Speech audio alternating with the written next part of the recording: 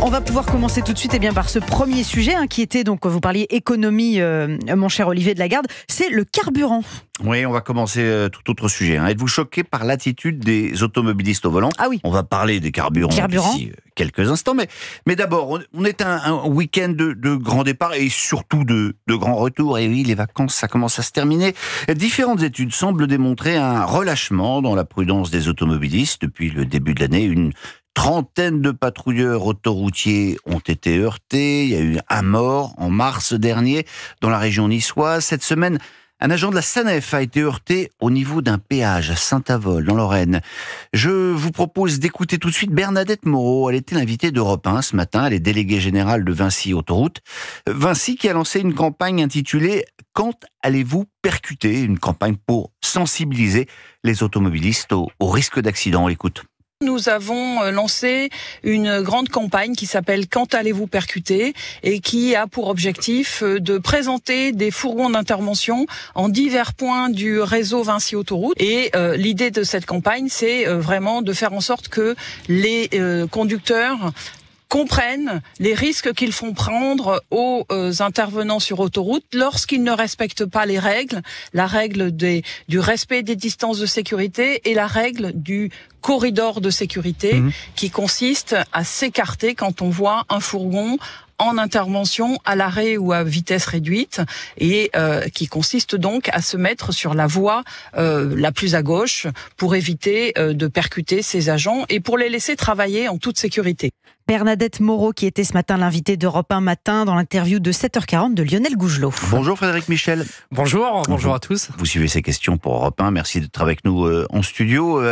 Alors effectivement, on sent, je ne sais pas si c'est quantifiable, mais une forme de relâchement dans la sécurité des automobilistes.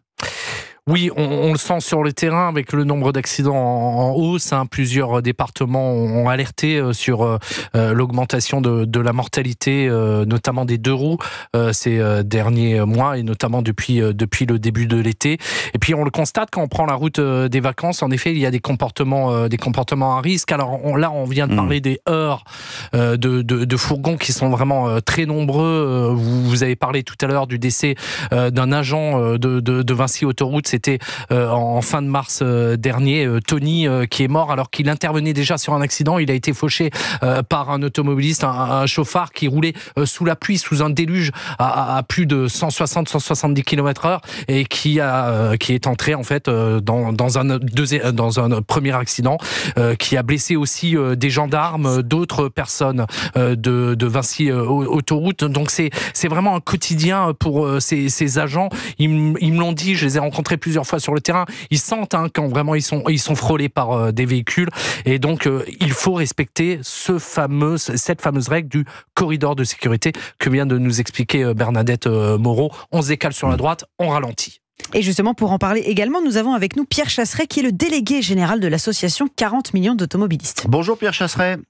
Bonjour. Est-ce que vous remarquez, est-ce que vous sentez une forme de relâchement des automobilistes en matière de sécurité ? Non. Du relâchement, j'entends ça, vous savez, ça fait plus de 10 ans que je suis à 40 millions d'automobilistes, ça fait 10 ans que tous les 2 mois, on me balance la fameuse histoire du relâchement. Il n'y a pas de relâchement, vous avez un pourcentage d'imbéciles, ça c'est autre chose. Et ça, c'est compliqué, parce que le cercle pourcentage est faible, mais on ne voit que. C'est ça le problème, c'est que notre regard est toujours déporté avec la fameuse expression, vous savez, quand on dit « les gens font ça ». Ouais, les gens, ça veut rien dire. Les gens, c'est nous, les gens, c'est les autres, les gens, c'est trop global. La réalité, c'est que quand on regarde les faits et chiffres, on s'aperçoit que le pourcentage de chauffards, grosso modo, c'est 3%. Chauffards, Ah non, ceux qui font fi de toute la réglementation. 3%, ce sont ceux qui changent de fil tout le temps sur les autoroutes, par exemple Non, c'est le slalom, les excès de vitesse délirants en ville, vraiment tous les comportements, pardonnez-moi, mais qui sont inadmissibles, inacceptables. Le vrai stupide au volant. Cela, c'est 3%. On ne voit que, parce que forcément, quand vous êtes dépassé par un fou furieux sur l'autoroute, bah oui, il vous dépasse. Celui qui roule comme vous, il vous dépasse pas, il est derrière. Ou alors, il va vous dépasser un petit peu, tranquillement. Et puis ensuite, il y a la tolérance. C'est-à-dire qu'il faut comprendre que malheureusement, on fait tous des petites bêtises au volant. Moi, vous, tout le monde, on n'est pas parfait, on n'est pas des robots, et encore, les robots aussi font des bêtises. Regardez les voitures autonomes. Donc, on a toujours tendance à focaliser sur les bêtises des autres. Et pourtant, si on se souvient, ça nous arrive toujours de glisser un stop parce qu'on a mal vu, de faire une petite bêtise au volant. C'est pas les incivilités qui montent. Par contre, il y a quelque chose qui monte. Et ça, c'est un fait. C'est le cancer de la sécurité routière. C'est le téléphone portable, ou plutôt devrais-je dire le smartphone au volant. Car ce n'est plus un téléphone. Aujourd'hui, c'est un smartphone qui vous permet de tout faire. Et là, franchement, j'attends celui qui va m'appeler en m'expliquant qu'il utilise son smartphone en toute sécurité. Ce n'est pas possible. C'est le cancer de la sécurité routière. Et on demande d'ailleurs aux auditeurs qui vont nous appeler de ne pas nous appeler pendant qu'ils sont au volant, évidemment. Frédéric Michel, il y a également une autre forme. Alors là, peut-être parlons-nous plus d'incivilité, en tout cas de cette manie qu'auraient beaucoup de Français de jeter tout et n'importe quoi par les fenêtres de leur voiture. Oui, c'est terrible, on le voit d'ailleurs quand on circule sur autoroute, 27% des Français, soit plus de 1 sur 4, admettent jeter des déchets par la fenêtre de leur voiture. C'est une étude de la Fondation Vinci Autoroute. Alors ils jettent des déchets organiques, des mégots. Alors les mégots, c'est vraiment très dangereux, notamment mais dans le sud de la France. Mais c'est parce qu'il n'y a pas de cendrier dans les voitures, c'est bien connu. Non, c'est parce que c'est de l'incivisme, tout simplement. C'est-à-dire que on nous a tous appris, enfin nos parents nous ont appris qu'il fallait pas jeter, normalement qu'il fallait jeter à la poubelle. Alors ce comportement, on le retrouve dans les centres-villes, dans nos centres-villes, mais on le retrouve aussi sur la route, avec un chiffre hallucinant, puisque c'est 25 tonnes de déchets sauvages qui sont ramassés par les ouvriers autoroutiers le long des autorités chaque jour. Ce qui fait le poids de 4 éléphants. J'ai fait le calcul. Chaque jour. Et vous imaginez que ça peut créer des dangers. Alors, on va du gobelet en plastique, vous avez bu votre café, à des objets beaucoup plus lourds qui peuvent créer des dangers, qui créent des dangers pour les patrouilleurs qui sont obligés d'intervenir, qui sont obligés d'enlever ces déchets sur la route, qui prennent des risques. Et c'est là où vous parlez tout à l'heure du corridor de sécurité. Et je rebondis sur l'histoire du téléphone. En effet, c'est le cancer aujourd'hui de la route, puisque quand vous regardez votre téléphone, même quelques centièmes de seconde, vous déviez de la route. Et si vous roulez déjà à droite, vous voyez que ça peut aller très très vite. Et le heurt d'un fourgon, le heurt d'un véhicule en panne, le heurt de personnes qui sont sur la bande d'arrêt d'urgence arrive très très vite. Je crois que l'espérance de vie, si je me rappelle bien des enquêtes, c'est un quart d'heure. 15 minutes, quand vous marchez sur le bord de la route, 15 minutes, c'est l'espérance de vie avant d'être heurté par un véhicule. Sur le bord d'une autoroute. Pierre Chasseret, on jette tout par la fenêtre quand on est au volant, sauf son téléphone. Donc, est-ce que vous n'avez pas l'impression que on s'autorise des choses quand on est au volant qu'on ne s'autoriserait pas, chez soi bien évidemment, mais même dans la rue, à pied? Aujourd'hui, les gens mettent quand même globalement les choses dans les poubelles. Mais non. Grosso modo, vous avez la même proportion. Quelqu'un qui est pas propre chez lui, il est pas propre sur la route. Pourquoi voulez-vous qu'il vienne propre du jour au lendemain?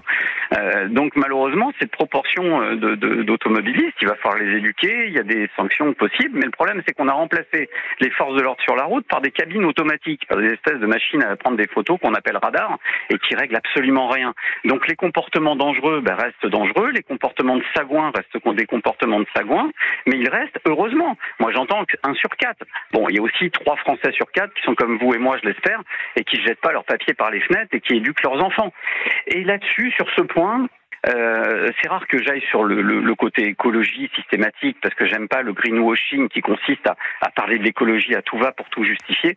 Mais j'ai l'impression quand même que la société à venir, nos enfants, sont quand même plus éduqués, plus éveillés globalement. Parce que moi, ma mère m'a toujours dit de pas jeter mes papiers par terre.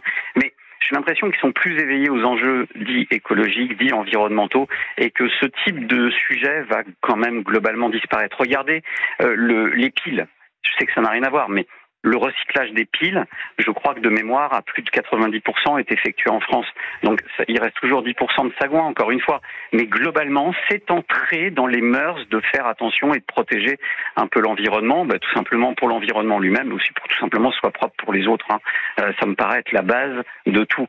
Mais la propreté, malheureusement, c'est de l'éducation. Ça s'apprend tout petit et voilà. Et c'est là que ça doit jouer. L'automobilisme n'est que le reflet d'une société. Regardez protégés. On a vu des faits de violence qui montaient, notamment au volant. Mais on est parfois pire. On est parfois pire quand on est au volant de sa voiture que quand on est à pied, par exemple. La même personne. Ouais, parce qu'on est protégé. Parce qu'on est protégé par son habitat. Il y a une forme d'impunité aussi, voilà quoi. Donc, alors, d'impunité, non, parce que sur les infractions routières, prenez les radars, il n'y a pas de radar pour les piétons. Ouais. Mais vous dites vous-même qu'il y a moins de policiers sur le bord des routes. Bah ouais, et donc certains comportements ne sont pas... j'ai envie de dire, vous pouvez passer à côté d'un radar avec votre téléphone mobile à la main, il se passe quoi? Rien. Si vous roulez à la bonne vitesse, on vous dit parfait monsieur, continuez votre route, vous êtes un bon conducteur. Donc le phénomène radar est une vraie hérésie. On sanctionne des petits excès de vitesse qui sont totalement anodins, on baisse les limitations à 80 km/h sans aucun effet sur la sécurité routière. Ça, c'est de la mesure débile. Maintenant, ce qu'il faut il va falloir aller sur des mesures qui sont des mesures de bon sens, qui reposent sur une vision pragmatique des forces de l'ordre. On a la chance, je sais que je dis beaucoup de bien d'elle, mais on a la chance d'avoir Florence Guillaume, qui est la déléguée interministérielle à la sécurité routière actuellement, qui a été l'une des plus jeunes générales de gendarmerie, si je dis pas de bêtises, et qui est aujourd'hui à la tête de la sécurité routière, qui est une femme pragmatique de terrain. Moi, je pense qu'il faudra lui donner beaucoup plus de pouvoir d'action pour aller renforcer le rôle des forces de l'ordre sur la route, qui viennent pas sanctionner impunément celui qui est 3 km/h au-dessus. Les forces de l'ordre, elles constatent pas ça. Et aller vraiment sur les comportements dangereux. Vous savez, ceux qui pourrissent la vie de tout le monde et qui créent des accidents. Frédéric Michel? Oui, juste, l'avenir, c'est la jeunesse, et vous avez raison, Pierre Chassaigne, on l'espère. Malheureusement, dans l'étude de Vinci Autoroute, on constate quand même que chez les jeunes, de moins de 35 ans, la situation demeure encore préoccupante, bien que il y a quelques légères améliorations. Cette année encore, 40% d'entre eux déclarent désormais jeter des déchets par leurs fenêtres. Il faut vraiment qu'on éduque, que ce soit une priorité. Et vous parliez peut-être très rapidement, en effet, de certains comportements. Les automobilistes s'en rendent pas compte. Moi, je me rappelle d'un contrôle routier l'été dernier où vraiment l'accent a été mis sur la conduite au milieu de la route. C'est très dangereux de rouler au milieu de la route. Il faut rouler à droite et il faut dépasser par la gauche. Rouler au milieu de la route, ça entraîne des dangers. C'est-à-dire vous allez avoir le comportement d'un automobiliste qui veut absolument vous rouler, vous dépasser par la droite, et c'est là qu'a lieu l'accident. Et lorsque vous interrogez les Français, donc j'ai interrogé plusieurs personnes qui n'avaient pas été verbalisées, mais qui faisaient un petit stage de prévention, en fait, ils me disaient, non, mais c'est pas grave du tout. Et en fait, c'est pas grave du tout qui est grave. On vous apprend, lors du permis de conduire, qu'il y a en effet une règle. La règle, c'est de rouler tout à fait à droite. Et si on vous dit ça, un petit point. Et si on vous dit ça sur Europe 1, c'est pas beau. Non, vous me rajoutez pas un petit point, parce que là, vous allez rester avec nous. On va continuer la conversation, mais voilà, il y a des nécessités commerciales, ma chère Estelle.